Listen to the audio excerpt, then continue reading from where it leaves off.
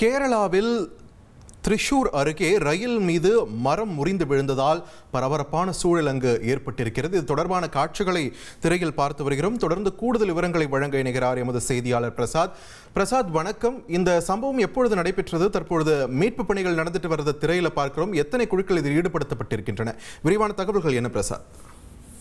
வணக்கம். கேரளாவில் பரவலாக தொடர்ந்து கனமழை மற்றும் மிதமான மழை பெய்து வருகிறது. இதனால் பல பகுதிகளில் மின்கம்பங்கள் சாய்ந்தும் மரங்கள் சாய்ந்தும் பல்வேறு பாதிப்புகள் ஏற்பட்டு வருகின்றன. இதன் ஒரு பகுதியாக இன்று திருச்சூர் மாவட்டத்திலும் தொடர்ந்து கனமழை பெய்து வருகின்றது. ஜாம் நகரிலிருந்து திருநெல்வேலி நோக்கி சூப்பர் ஃபாஸ்ட் எக்ஸ்பிரஸ் ரயில் என்பது சென்று கொண்டிருந்தது. திருச்சூர் மாவட்டத்திற்கு உட்பட்ட செருதுருத்தி ரயில் நிலையத்தை நோக்கி சென்று கொண்டிருந்த போது திடீரென ரயில் தண்டவாளத்தின் அருகே காணப்பட்ட மரம் மழை மற்றும் காற்றால் சாய்ந்தது. ரயிலினுடைய செகண்ட் கிளாஸ் ரயில் பெட்டி மீது சாய்ந்ததில் உடனடியாக லோகோ பைலட் தலையிட்டு அதனுடைய ரயிலை உடனடியாக துரிதமாக நிறுத்தினார். இதனால் வேற எந்த பாதிப்பும் ஏற்படவில்லை. மரக்கிளை அதனுடைய மீது சாய்ந்திருந்ததால் தொடர்ந்து அதை இயக்க முடியாத நிலையில் அதை உடனடியாக வெட்டி அகற்றுவதற்கான நடவடிக்கை மேற்கொள்ளப்பட்டது. சுமார் 1 மணி நேர பணிகளுக்கு பிறகு அங்கிருந்து தொடர்ந்து அந்த ரயில் ஓட தொடங்கி இருக்கின்றது.